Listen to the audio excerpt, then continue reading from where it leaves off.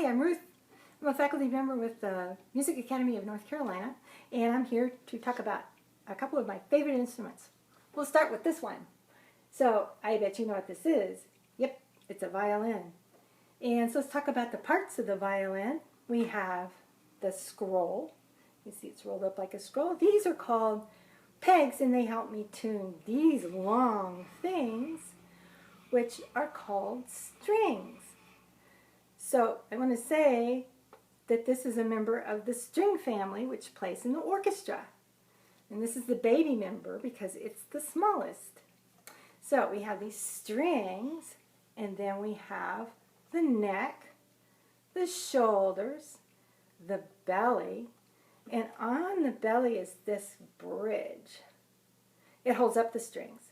We have the tailpiece, the chin rest, which I put my jaw in, the end button, we have ribs, we have the back. This black thing is a shoulder rest. It helps me hold the instrument without any hands. But that leaves my hand free to go up and down this black thing called the fingerboard, which is what we put our fingers on. So, since we have strings, I bet you know that we can strum our strings like a guitar. But we can also play like this. We can pluck our strings, and it has a fancy Italian word. To pluck the string in Italian is pizzicato. So I'm going to play a melody pizzicato for you.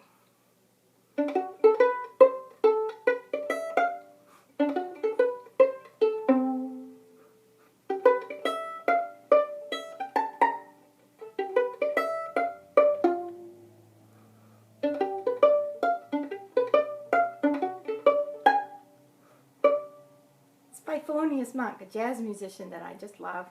He was born in Rocky Mount, North Carolina. So you're going, well, you mentioned strumming like a guitar. Is guitar a member of the string family? No, because they only strum or use a pick to play their instrument. All string family members use are these things called a bow. So let's talk about the bow. This long wooden part is called the stick, and it's very flexible. This part that we hold on to has eyes and a screw that tightens and loosens. It's called the frog. This white stuff on the bow is the most important part. And believe it or not, it's hair from a horse, from the horse's tail, because that's the longest hair. This is the hair when it's tight, and you can see that it looks kind of like a rubber band. But I have one where I've loosened the hair, and you can see those individual strands of horsehair. So the reason we use horsehair, it's long, it's strong, it's elastic, and there's another thing that we do. We have something called rosin. So all rosin is boiled down tree sap. And we have a cake of it. We rub that boiled down tree sap on our horsehair like this. And it comes out in a sticky white powder. And this is how we make our sound most of the time. All of the string family of instruments, we vibrate our strings using horsehair on our bows. So look at this string right here. It's going to get really fuzzy. Now watch it. It's going to wiggle back and forth. So it got fuzzy because it's vibrating. Well, all those vibrations go into the bridge, through the bridge, into the interior of the instrument, through the sound post, which is underneath the bridge. There's air because our instruments are hollow. All that air vibrates and shoots out these things called F-holes. They're shaped like a fancy letter F. I think of them as stereo speakers. And that vibration hits your eardrum, and that's how you hear all string family members make sound. So I'm going to play something for you that you might have heard before. We'll see. But this demonstrates the bright sound of the violin.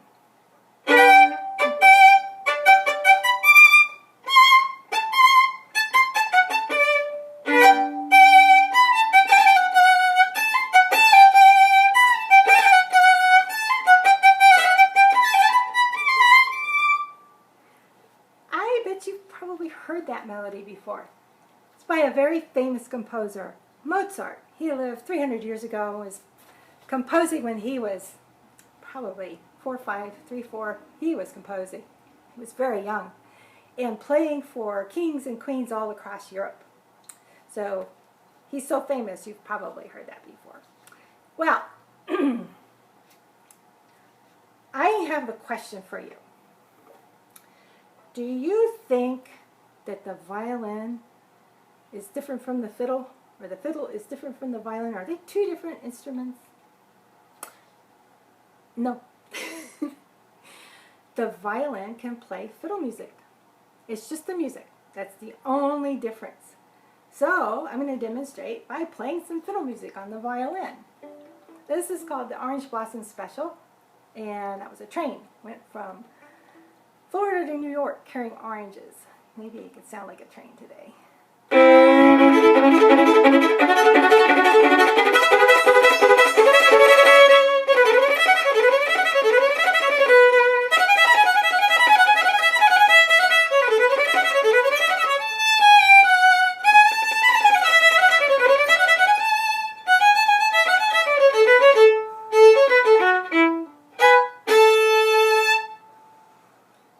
So, yes, we can play fiddle music. All right, now, I'm going to show you the other instrument that I brought with me today.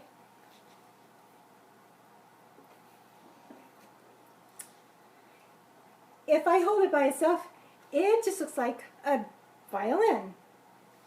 But when I put a violin next to it, look, it's bigger, isn't it? So we have a rule. The smaller the instrument, the higher the sound.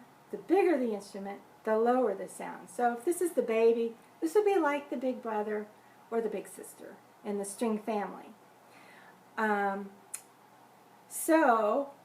This is called the viola. It has a different name, viola, because it plays lower. So I'll demonstrate how low it can play. If I play my G string, which is my lowest string on the violin, the viola has that string, but it can go this much lower.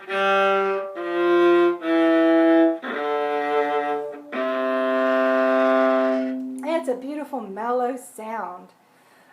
So I picked a mellow piece of music to demonstrate on the viola.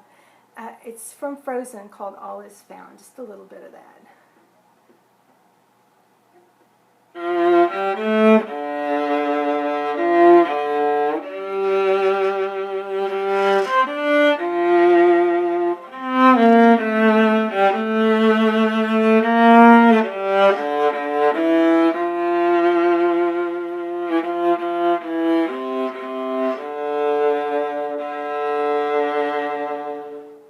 Demonstrates the really rich sound of the viola, but it can play fast stuff too. A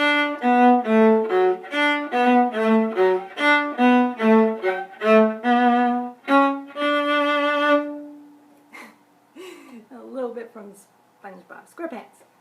So, you might wonder, if you wanted to play one of these instruments, which that would be great, what would you do to learn one of these instruments? Well, I have something to show you.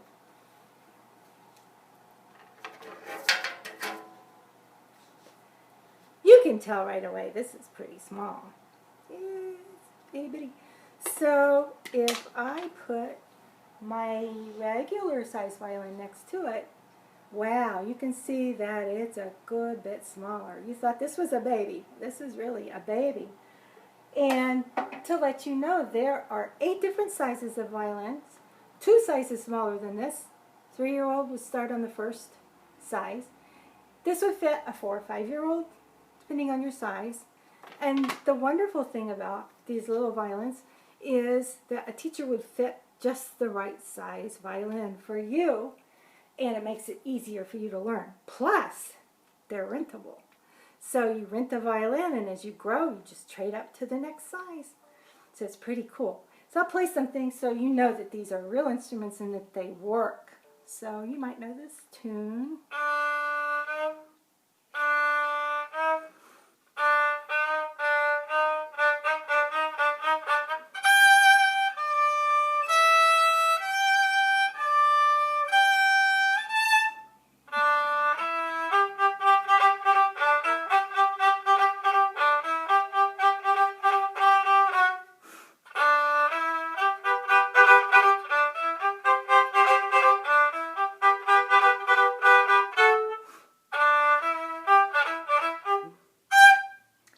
Just seemed right to play Baby Shark on a baby violin.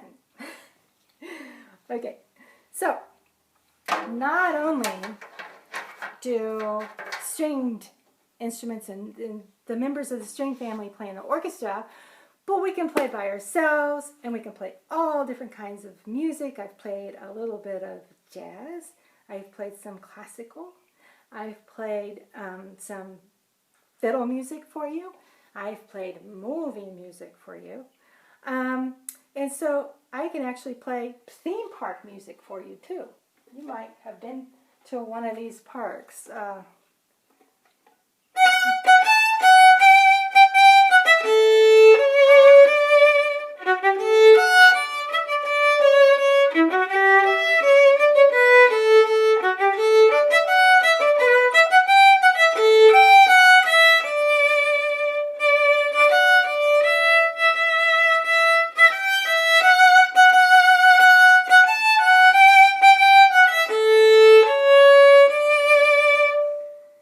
And we can play game music too.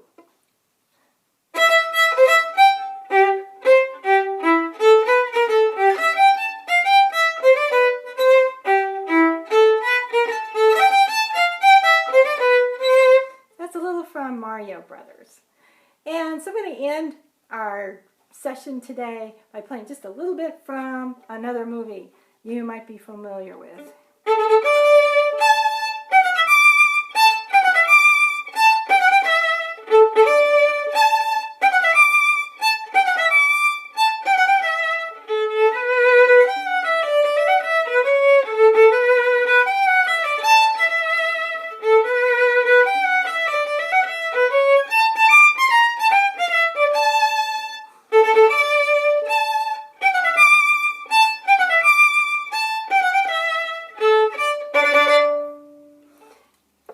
I hope you've enjoyed this and went to learn a stringed instrument. I hope you have a great day, and we'll see you some other time.